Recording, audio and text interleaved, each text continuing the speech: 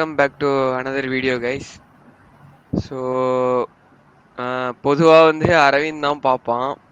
So இன்னைக்கு ஒரு சேஞ்சுக்கு வந்து அப்படியே நம்ம சும்மா ட்ரை பண்ணுவோம் அப்படின்னு சொல்லிட்டு இன்னைக்கு நான் பார்த்துருக்கேன். இன்னைக்கு எபிசோடு என்னன்னா, ஃபர்ஸ்ட் சீனே வந்து பார்த்தீங்கன்னா அந்த ரோஹிணியும் ஃப்ரெண்டும் வந்து டிஸ்கஸ் பண்ணுறாங்க.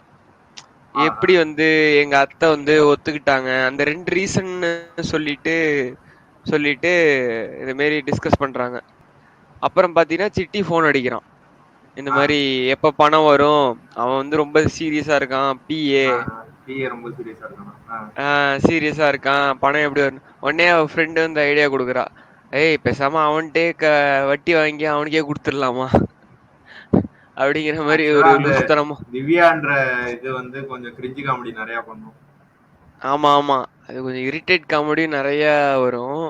ஆமா. அவன் இந்த மாதிரி ஐடியா கொடுத்தோடனே கொஞ்சம் அப்படியே டென்ஷன் ஆகுறா. அப்படியே இவங்க வந்து மண்டையை பிச்சுக்கிறாங்க, அடுத்து என்ன பண்ணலாம் அப்படிங்கிற மாதிரி.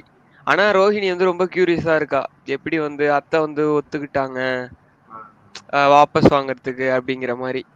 விஜயாவோட ஃப்ரெண்டு வீட்டுல வந்து அவ பெட்டி அந்த பையோட வீட்டுக்கு கிளம்புறதுக்கு வரா.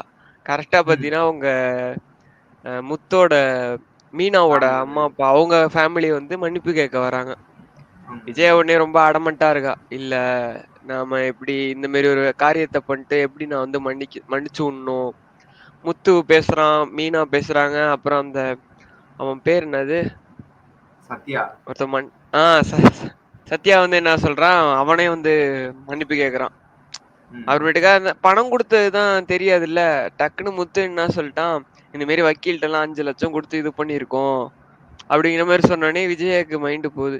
என்ன வக்கீல் நமக்கு 4 லட்சம் தான் தரேன்னு சொன்னா, இவன் என்னடா 5 2 லட்சம், லட்சம் 1 2 லட்சம் லட்சம் 2 லட்சமா, இவன் என்ன நம்மளை ஏமாத்திடுறான் அப்படிங்கிற மாதிரி அவ அப்படியே யோசிக்கிறா.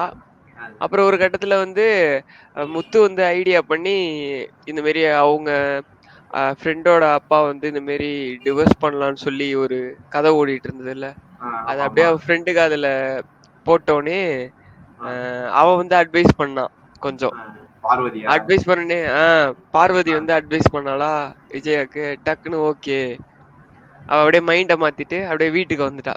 வீட்டுக்கு வந்தோடனே முத்து வந்து அப்படியே ஆரத்தியோட அப்படியே வரவேற்கிறாங்க. ஃபர்ஸ்ட் கொஞ்சம் அப்படியே எப்படி இவங்க வந்தாங்க அப்படிங்கிற மாதிரி ரோஹிணிக்கு புரியவே இல்லை சுத்தமா. கட் பண்ணா வந்து நாளைன்னு போட்டு சொல்றாங்க அந்த மாதிரி. ரோஹிணி வந்து அந்த ஃப்ரெண்டு வீட்டுக்கு போயிட்டு அப்படியே மசாஜ் பண்றாங்கிற பேரு மண்டைய கழுவி அப்படியே எதனால அத்தை ஒத்துக்கிட்டாங்க அப்படின்னு அந்த ஃப்ரெண்டு வந்து உளறிடுறாங்க. இந்த மாரி 2 லட்சம் பார்வதி அப்புறம் வந்து காசு உண்மையை கொடுத்தா சொல்லிடுறாங்க. உண்மைய சொல்லிடுறா. ம், சாரி சொல்லிடுறாங்க. ஆ. அப்புறம் அதோட அப்படியே கட் ஆகுது.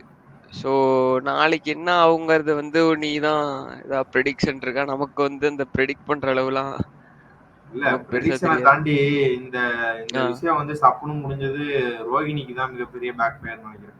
ஏன்னா அவ பல கனவு வச்சிருந்தான் மனசுல. மீனா வீட்டை விட்டு வெளில போவாங்க, இவங்க 2 பேருக்கு சண்டை வரும், அது இதுன்னு சொல்லிட்டு இந்த போனை எடுக்கிறதே பல எபிசோடா காட்டிட்டு இருந்தாங்க. இந்த ரோஹிணிக்கு தான் இது வந்து சரியான பல்பா இருக்கும்னு நான் நினைக்கிறேன். அவ இது விஜயா வந்து சொல்றா அத மாதிரி. அஹ் மீனா வந்து இது வீட்லயே இருந்துகிட்டோம், அதெல்லாம் எனக்கு ப்ராப்ளம் இல்லை அப்படிங்கிற மாதிரியே சொல்லிடுறா. ஆமா, அப்படி அந்த இப்படிலாம் சொன்னா வீட்டுக்கு ரோஹிணிக்கு சரியான இதாதான் இருக்கும். அதனாலதான் போயிட்டு போட்டு வாங்குறதுக்கு தான் போயிட்டா. நாளைக்கு என்ன நடக்க போகுதுன்னு தெரியல, பாப்போம். பார்ப்போம் guys. Okay, bye guys. Bye பாப்போம், கைஸ். நாளைக்கு பாப்போம்.